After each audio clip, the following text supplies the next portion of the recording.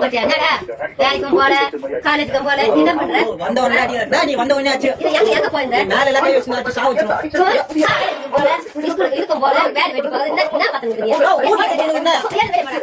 அவ்வளவுதான் முடியும் மேல கையா வச்சிருந்தா